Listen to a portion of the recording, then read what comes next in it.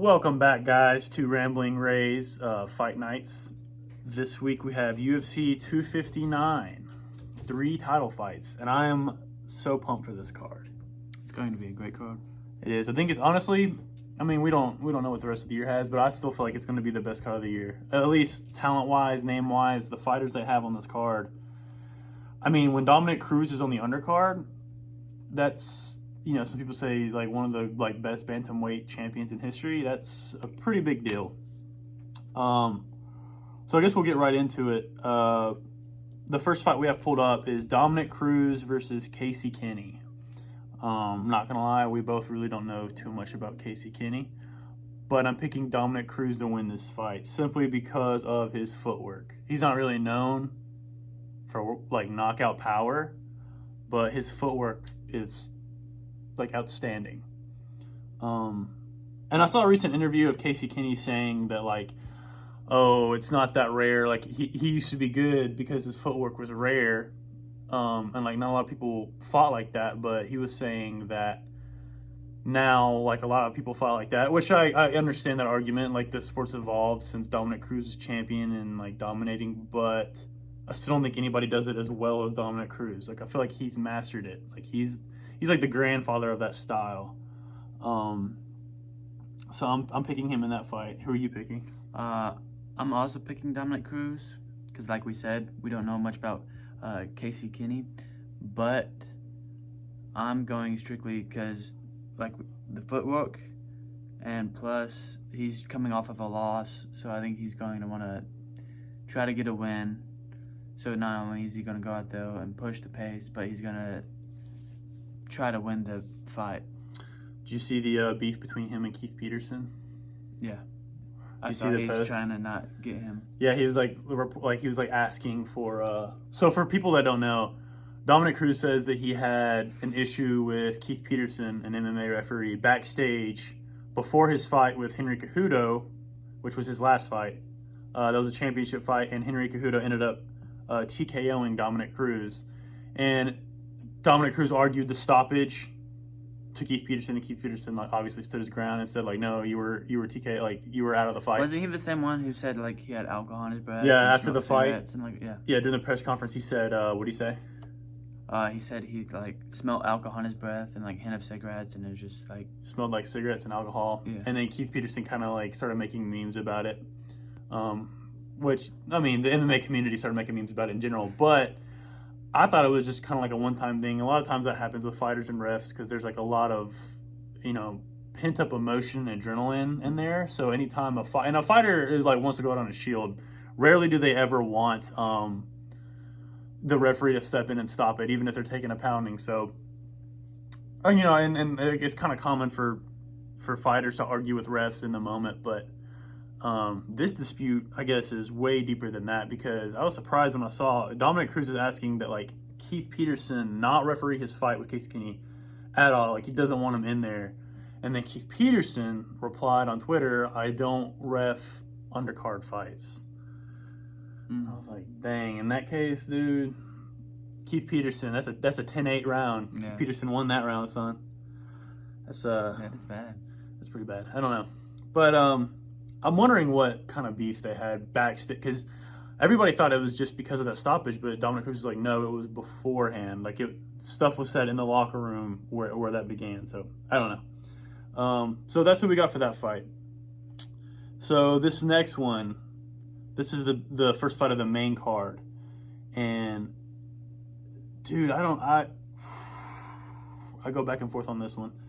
Thiago Santos and Alexander Ratchich. I believe is how you say it. Ratchich. So I've heard them say it. Or Ratchich. I don't know. I'm going Thiago. You going Thiago? I think he just did get back from his surgery, but still he. No. He came like the surgery was recent, but he fought Glover. Yeah. Teixeira last. And he beat Glover Teixeira, right? No. Really?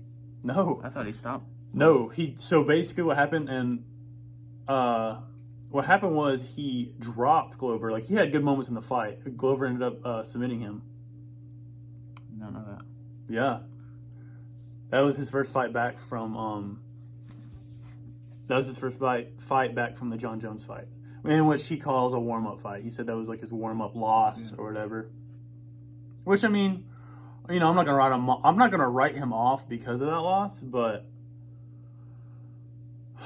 the fight he had with John Jones, like, you don't have that kind of fight and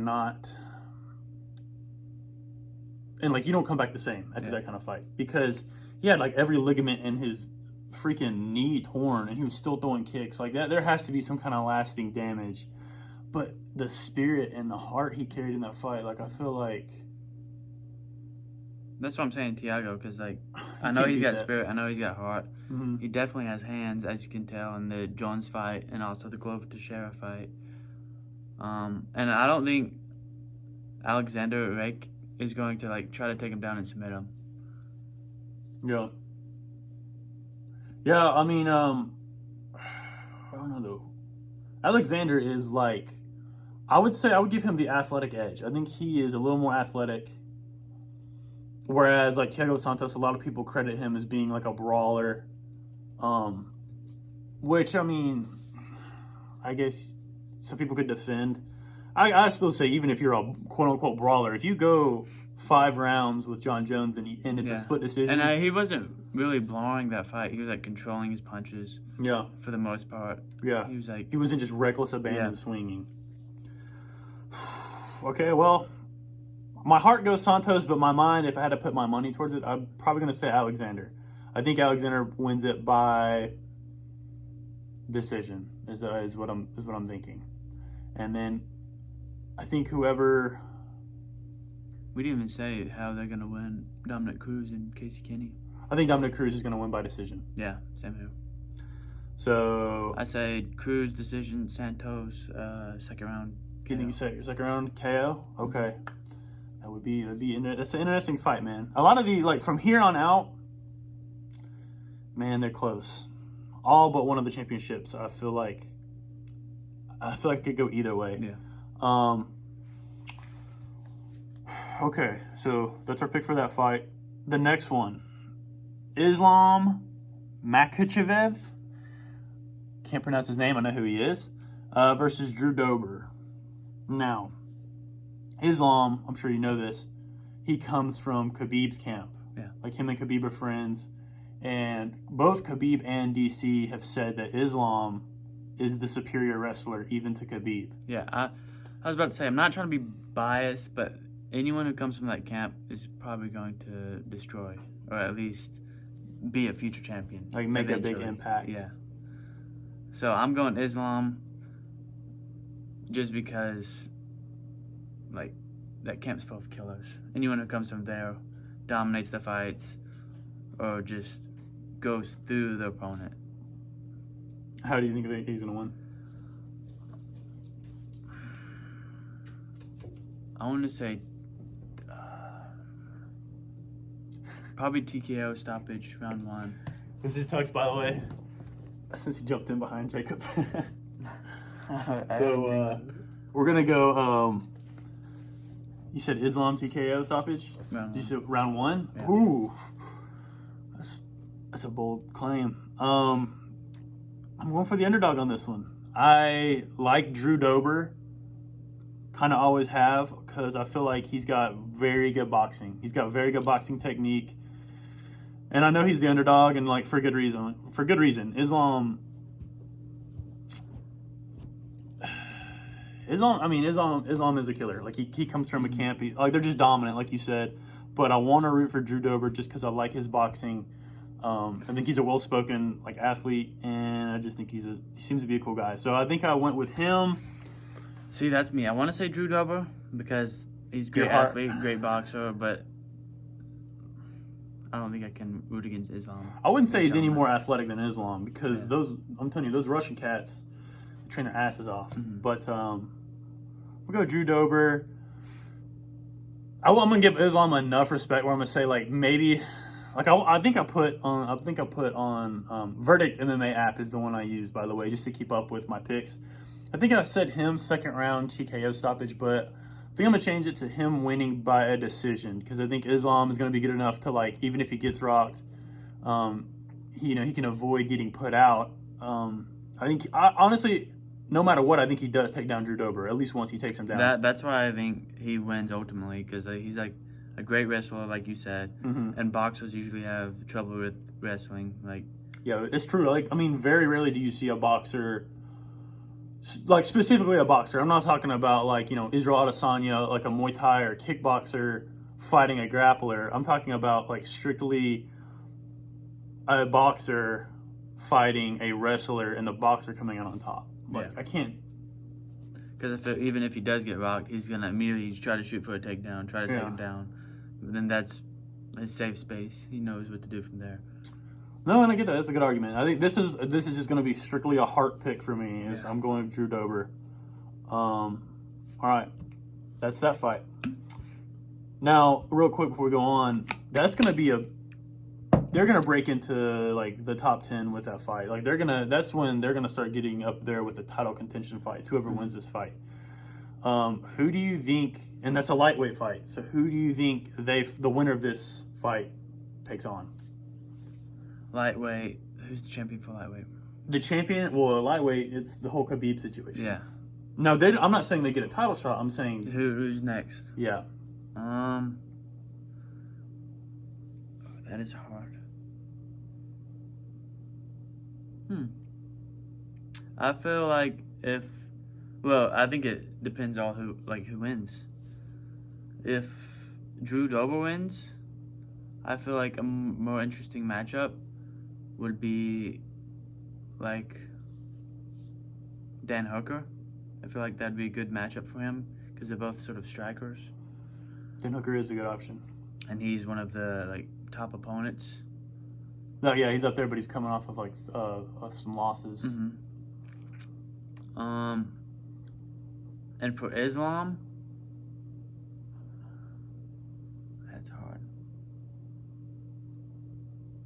Let me tell you. Okay, the Drew Dober, I agree with that. Drew Dober versus Dan Hooker would be a good one. Dober versus Hooker.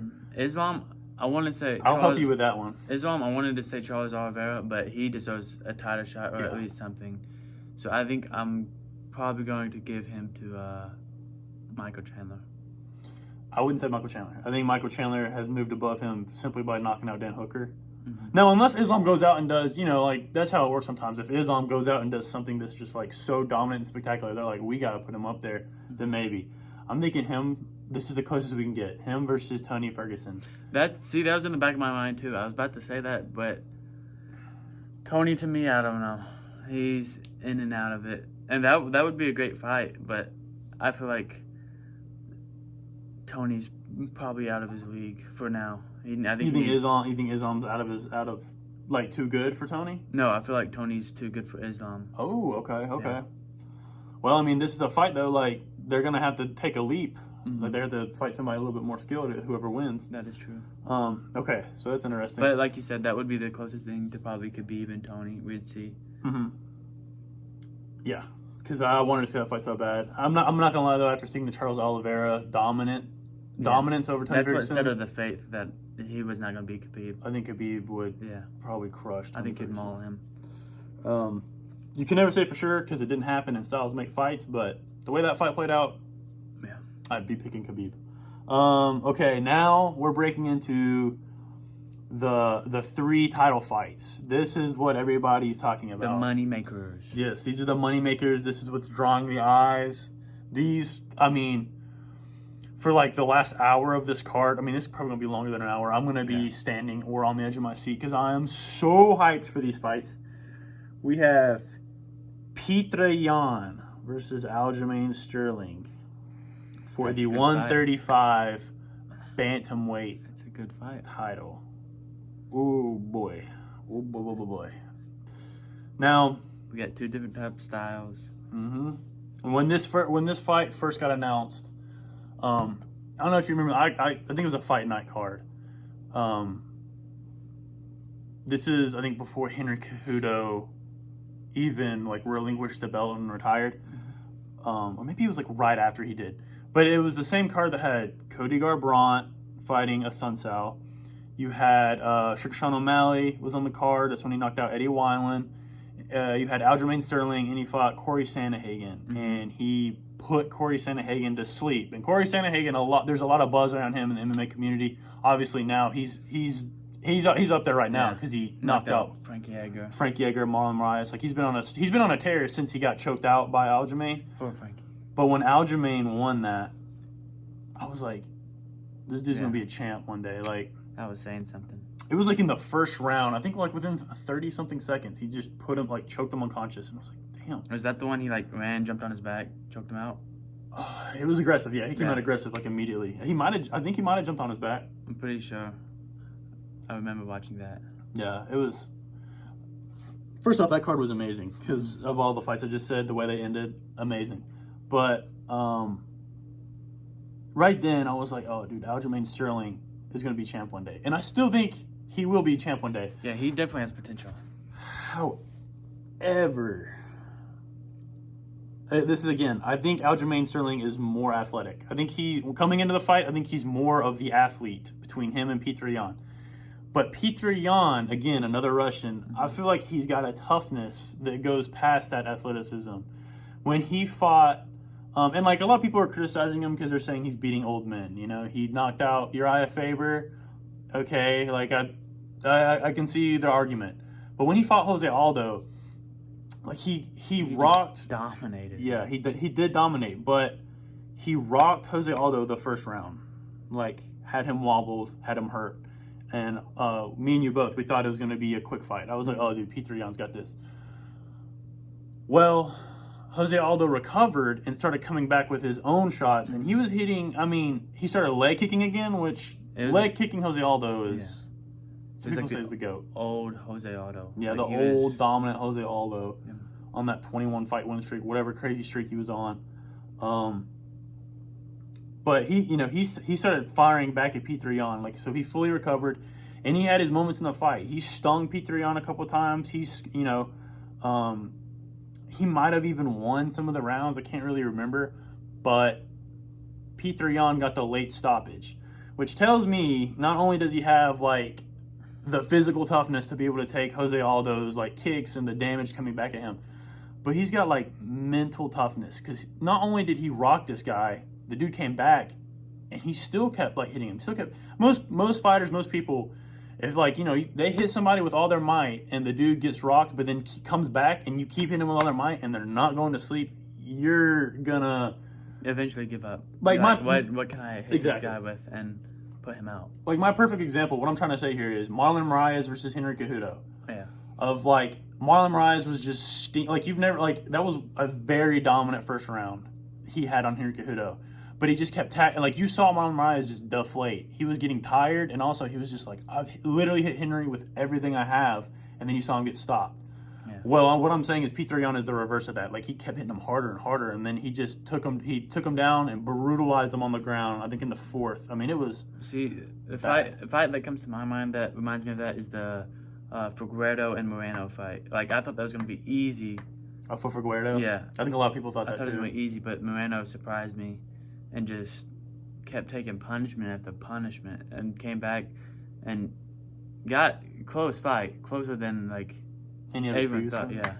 Now they're having a second fight, which I'm excited to see. I feel like that would be another war. Yeah, Moreno's a tough. Will lose. Moreno is tough, super tough. Yeah. That's also a good example.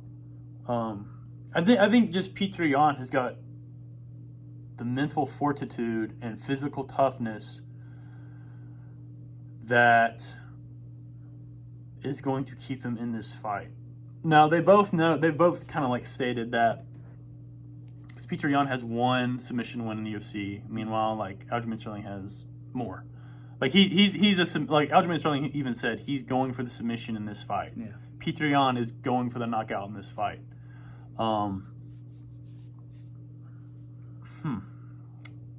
I picked Petr Yan because of the toughness I was talking about. Mm-hmm. I think he wins with another late. When I say late, I'm thinking third or fourth round knockout.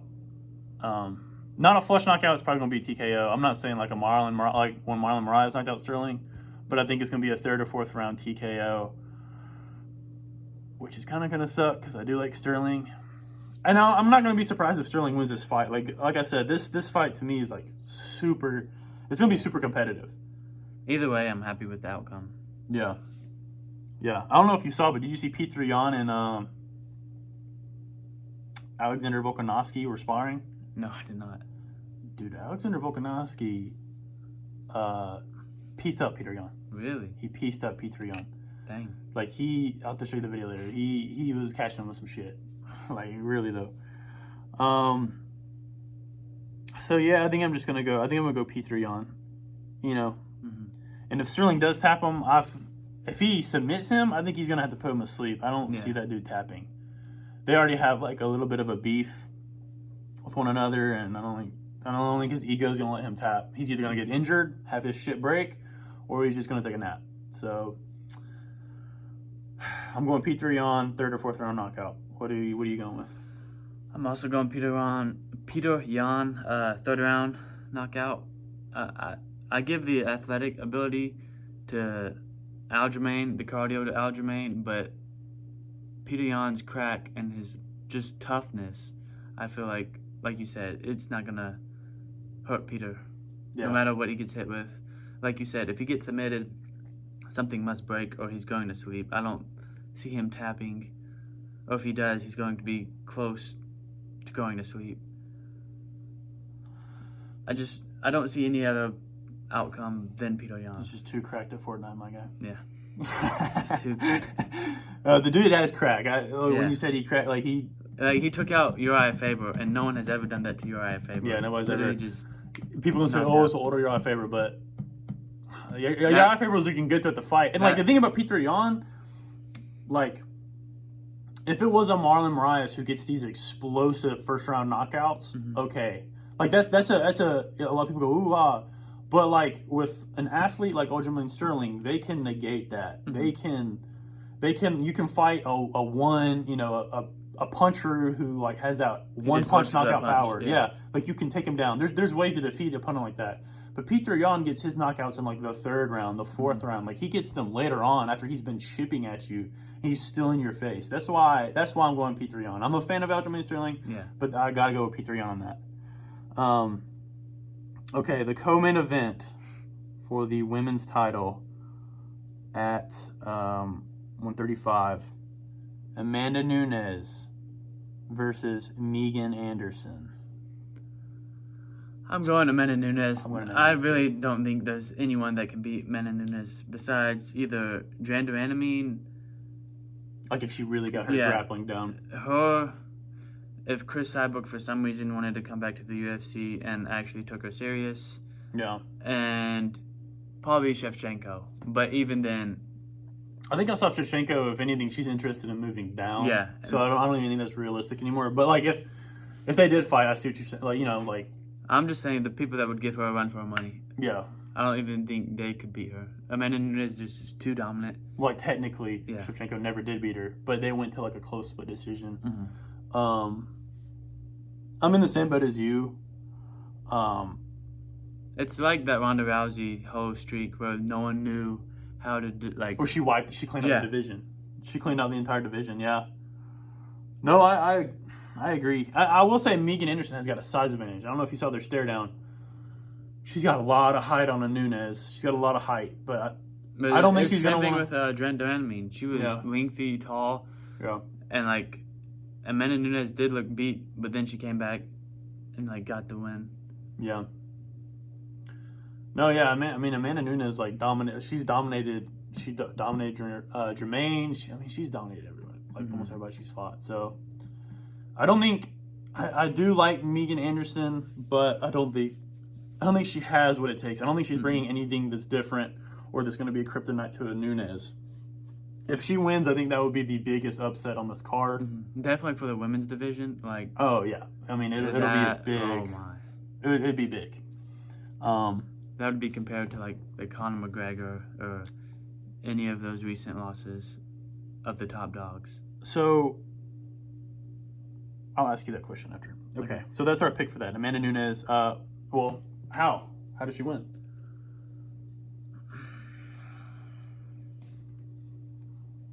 I want to say decision, but I don't think it goes that far. You don't think it goes that far? What do you think she goes? I mean, because she's got a black belt tattooed on her arm. Do you think she submits her? Do you think she knocks her out? What do you think?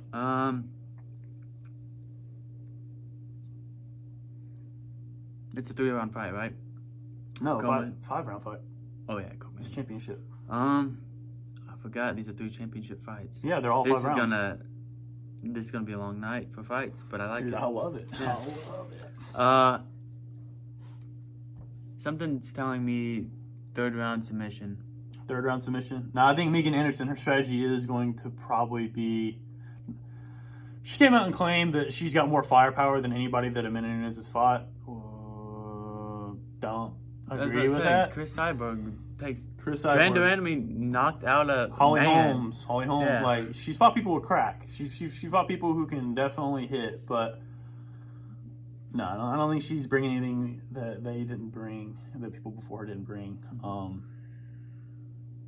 I think if she wins, it's going to be like some flash submission that just was like by a stroke of luck or something. I don't know. I mean, I don't say luck. Obviously, it's skill, but I think she catches her with a submission that maybe Nunes isn't really paying attention to, or she's not properly defending, or she's just not respecting. But I think Nunes just has too much fun in there, man. She smiles, like you can tell she's in her element. I think I'm just gonna go Nunes decision. I don't know why. I think she didn't finish Duranami her last fight. I think maybe I do think she will definitely rock Megan Anderson.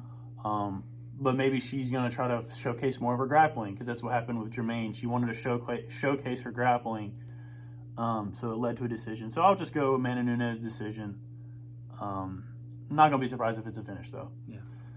Now, for the main event, 5-round title fight for the light heavyweight championship, we have Jan Blachowicz versus Izzy Adesanya. This one makes me nervous.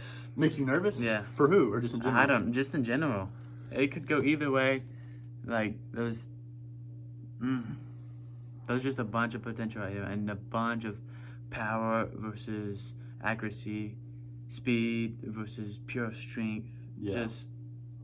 Izzy's definitely. I definitely agree with you. Izzy has the speed, striking technique, and he's just got punch accuracy, like the agility. He's advantage. Yeah.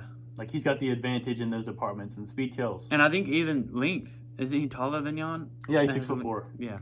So, yeah, I think I definitely think that Izzy has those advantages. Meanwhile, Jan has the power advantage, which, like, yeah, that's just one advantage to a bunch, but dude, he can.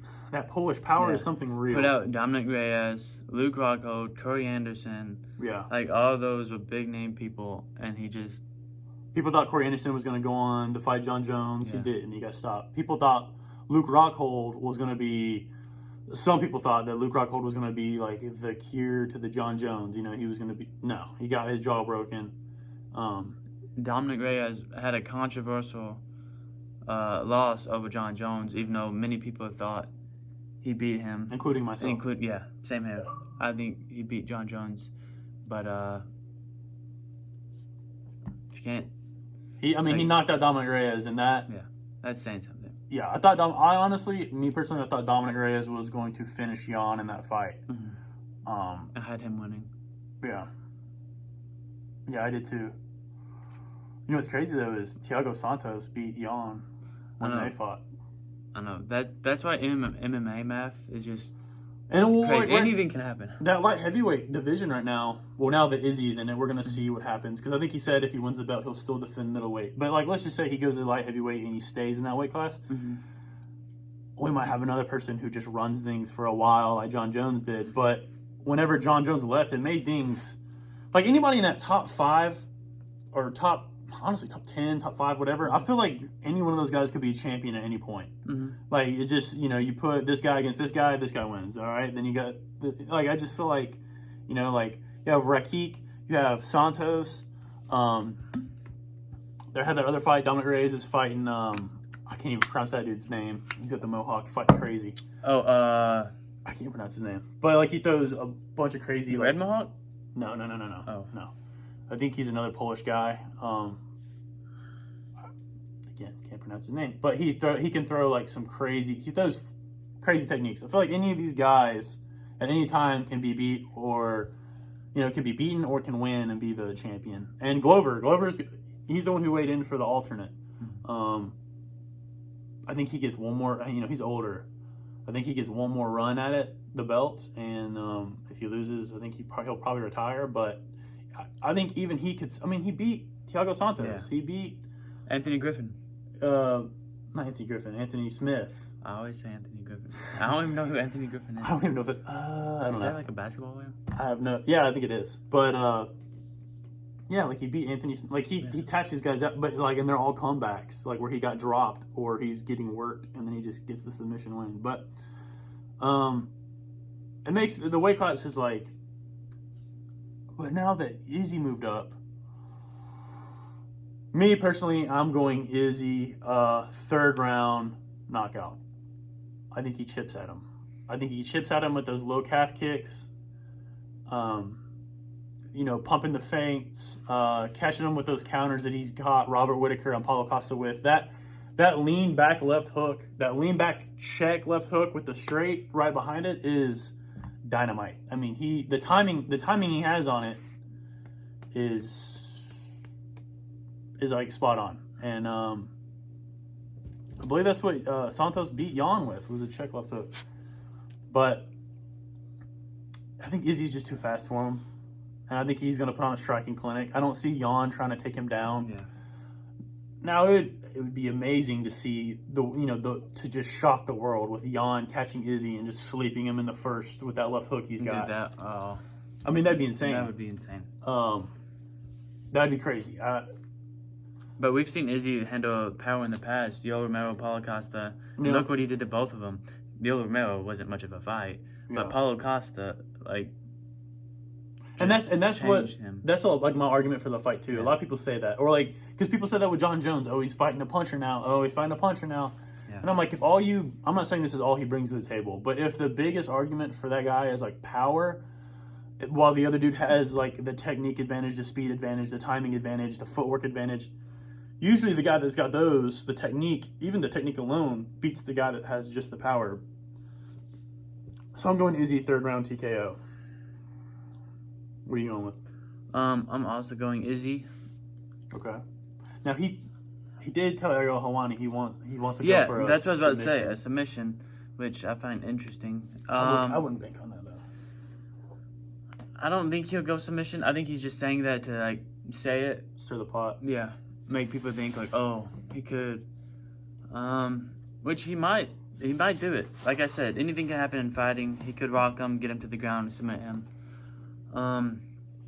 That wouldn't shock me, but I think it would be Izzy for sure. I'm gonna say KO, and I want to say 3rd or 4th round. 3rd or 4th round. Yeah. Thinking the same thing. All right, so we got almost all the same picks. Yeah. Only a few are we different on. Yeah. Real quick though, I want to go through those last 3. Okay. So. The 130. So going back to the P3 Jan Aljamain Sterling fight. Mm-hmm. Who do you think the winner fights, and who do you think the loser fights? So who do you think's the next challenger for that belt, and who do you think the loser should go on to fight in that weight class? That is the 135-pound weight class. For Peter Yan and Aljamain Sterling? Yep. Oh, that's another one hard. Because Cody's in that weight, right? Yes, but Cody right now, like he said on the Joe Rogan podcast, he's looking at fighting for the 125-pound belt. He wants to fight the winner between Moreno or that'd be a good fight. Figueiredo. Figueiredo, but he also said like if that fight doesn't pan out, or like maybe they have a trilogy, maybe they have a second fight that's just as good and they have a trilogy, he wants to fight Jose Aldo at 135. Those are the 2 fights he's looking at. I think he would accept the fight if they offered him the winner or loser of this weight class or of this fight. But I mean, yeah, that's an option. So Cody or Bryant? No, I'm not gonna say Cody like Bryant. I was just making sure he's like in that weight. 135. Do you know like the top 5 people of that weight is? Well, I can tell you right now, they're saying, this is what Dana White said, they're arranging a fight for TJ Dillashaw because he's coming back, and he said whoever wins that will most likely fight for the title. And the only person I can really think of that they're going to put him against would be Corey Sandhagen. That's what I was thinking. Deserves to fight for the title next. Yeah. Because, just my opinion, but like people that come off steroids or just get caught for something, I feel like they should go like a couple steps back, not be out of top 10, but like out of top 5. No, I agree. And have to work themselves up. A lot of people are saying it too, and I agree with it. I mean, he should have at least like 2 fights before he's even in that title contender fight. And I don't even think that's with like people that get caught for like roids or people that cheat, like anyone, like even Michael Chandler. I feel like he should have a couple more fights before he just gets a title shot. Yeah, like I feel like that's unfair for the people that have worked their way up the line. The UFC. Yeah, that's been like an ongoing debate too, and I can understand both sides of it. About as far as Michael Chandler. Mm-hmm. So I think, like, let's say that fight does happen. I think Corey Sandhagen wins. Mm-hmm. Corey Sandhagen should fight the winner of that fight, and I think the loser of that fight should probably fight. Even the loser, I would say maybe. I'd say the loser fights the loser of the TJ Dillashaw versus Corey Sandhagen fight. Yeah, and also like by that time you have people coming back. Like you have Sugar Sean O'Malley coming back. You have Chito Vera, but Chito Vera just lost to Jose Aldo, so Jose Aldo's back up in the mix too. Like. He's always. He just haunts that. He's just back and forth, up and down. So he's up in the mix too. But I think. So who are you saying fights the winner of this? Of Pete Thiago and Jamaine Sterling? Yeah, it's got to be Corey Sandhagen. That's what I'm thinking. It's got to be Corey Sandhagen. Even ignoring that TJ Dillashaw Corey. I mean, if that fight happens, I'm still picking Corey Sandhagen. Mm-hmm. But I'm going to Corey Sandhagen. Like even if they don't arrange that fight, I think he gets the winner. Yeah. This next one though, I don't know what to tell you. Like with Amanda Nunes and Megan Anderson. Really though, I've heard people say like if Amanda Nunes wins, then that means it's just over. Like game over. Like who? Scrap the whole weight. We're done. She's wiped it out. She's taken out everybody. I mean, she's taken out everybody. I think what's her name called her out. I don't know her name, but in my opinion, I don't think she would do anything. She didn't even have a good fight. Yeah, I know, because like Holly Holmes like choked her unconscious. Yeah. Or not Holly Holmes. Jamaine choked her unconscious. I know it's disrespectful. I don't know her name. She's a good fighter, but like Nunez is just up there. You have to offer. The only fight I can see happening for Amanda Nunes after she wins this, or if she wins this, would be if Amanda Nunes wins this fight. The only other fights that, like, if they really want to keep it alive, you have to give her like the Jermaine Durandamy rematch or the Holly Holmes rematch. Those are the only two things has she fought Jessica I before? No, Jessica I's on the weight class. Jessica I fought Shevchenko and got knocked out. Oh yeah, that's right. I mean, even if you wanted to say she was in that weight class, yeah. What is she bringing? But however, if Megan Anderson wins this fight, then it just mixes everything up. But Amanda Nunes would obviously get the immediate rematch. Amanda Nunes easily gets the immediate rematch.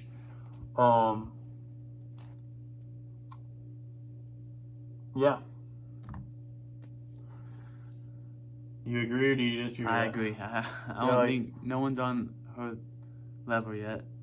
I don't know if there ever be, but like she's a hard the woman opponent. goat. Yeah. I mean, there's no denying she's the woman goat.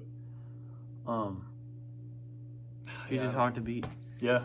There's no one like her that's been that dominant in the women division. Yeah, like in women's MMA is still evolving. It's definitely still evolving. It's growing. Like we saw it with Ronda Rousey. Like she was dominating everybody, and then along came somebody who could kind of grapple and strike in Holly Holmes, who then finished her, and then Amanda Nunes came, finished her. So it's evolving, and one day there will be somebody better than Nunes. But for right now, I have no idea. Like no idea, unless they do some kind of cross promotional thing and bring somebody we've never heard of.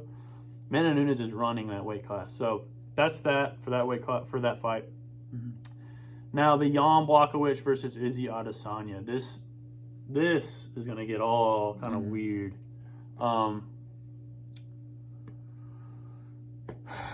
Well, if he loses to Jan, do you think he fights John Jones? No. So let's say Jan wins. Jan gets a spectacular knockout finish. Yeah. I believe Jan's next fight will be Glover Teixeira. That's fair. And just looking on down the line, it'll be Glover Teixeira, and then it'll be like probably the winner of Santos and Alexander. That weight class will continue. I don't think he has any interest in going up to heavyweight or back down to middleweight. So that weight class will will begin to roll, and you'll have it will make it interesting though, because I think the belt. I don't know how long Jan holds it. No, me neither. He's older. He's like 36, 37, and there's good potential. But he call out John Jones too. He called him out, and he was saying like John Jones was afraid. That's why he went up to heavyweight. He didn't say he was going to chase him to heavyweight, but he did call him out and say, "Oh, you're kind of avoiding." Yeah, I don't think Jan will go to heavyweight, but that would be interesting to see him versus John Jones. Like if John Jones came back down to heavyweight. Mm-hmm. Yeah, it'd be interesting. I think John Jones wins it, but it would be interesting. Mm-hmm. So I on one hand, I think if Jan wins, things get interesting in the light heavyweight class. Like I think it goes back to who's going to be champ. But if he wins, Izzy Adesanya will not go up to heavyweight. I think Izzy Adesanya will go back down to middleweight and begin to defend that belt some more against probably the Robert Whittaker versus Paulo Costa winner. And also he wants that fight with Darren Till. So if Darren Till gets a couple wins, he wants to fight. He for sure wants to fight Darren Till, but I think he goes back. If he loses, he for sure goes back down to middleweight. He's not going to try to jump up to heavyweight if he loses. Now, if he wins, if Izzy Adesanya wins,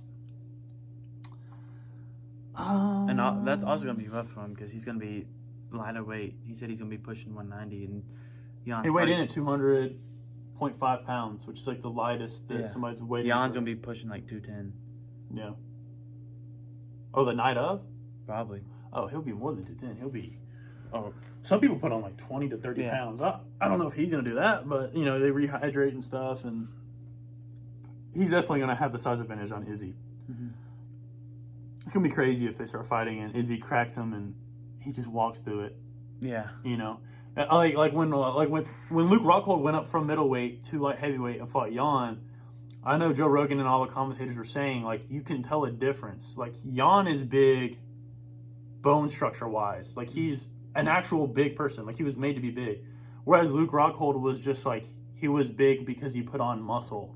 He was big because he was just trying to pack on size to make that weight class. Same thing with losing weight. TJ Dillashaw and Henry Cejudo. That was bad. Yeah.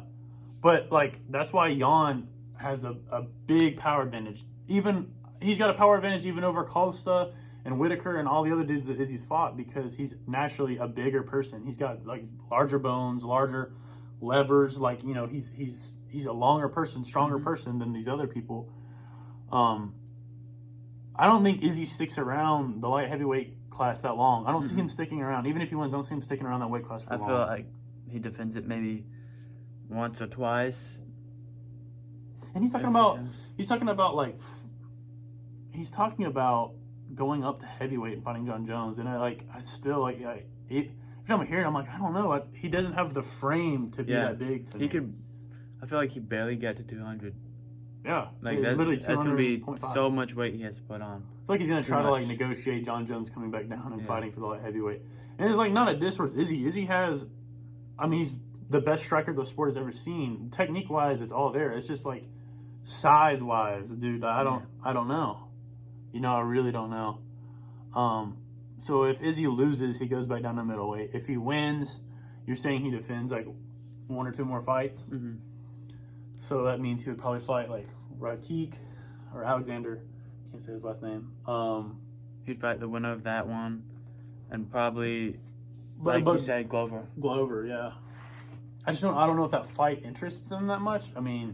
Yeah, really. That's not really a seller. Because Glover's not going to trash talk and stuff like that. Glover, has been around and he's on a win streak. I think he deserves to fight for the belt. But like, I think Izzy's looking for like the big names, the paydays, and the yeah.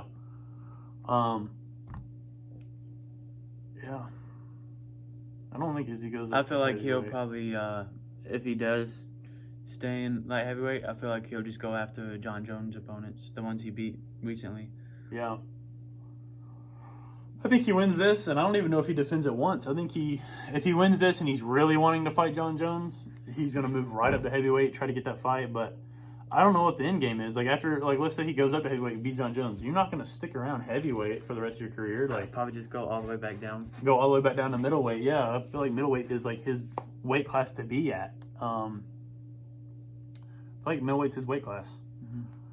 And I don't want to say like he rushed it, but I feel like he got out of that weight class fast. Like he became champ, fought with Yoel Romero. A lot of people say worst championship fight ever, and then he fought Paulo Costa, which is like one of the best like dominating defenses we've ever seen. But yeah, he had 2 defenses and then just like jumped, like he moved on. Yeah, I think because he saw that like Robert Whittaker was like starting to come back. Like maybe rematches don't interest him, but I feel like it was like a quick. I agree. I feel like it was quick as well. I feel like him moving up weight divisions is even quicker too. I mean, that's what when I say quick, I feel like he didn't defend that long. Like you look at John Jones, he dominated the weight class for 10 years, and it was almost past due that he moved up to heavyweight. And then he moves up to heavyweight, whereas like Izzy got like, he won the belt, then he had 2 defenses, and then he, just like moved up, like after that. But I mean, fighting and like winners can change too. But like if you beat that opponent, you beat that opponent. I mean, getting beat. So that's probably his like way of thinking. Like, oh, I beat you. I'm the champ. I got it. So he doesn't want rematches. Yeah. I really don't think he wants rematches. Which is strategic because people study film and they could find a weakness in his flaws in his game and whatnot. Yeah.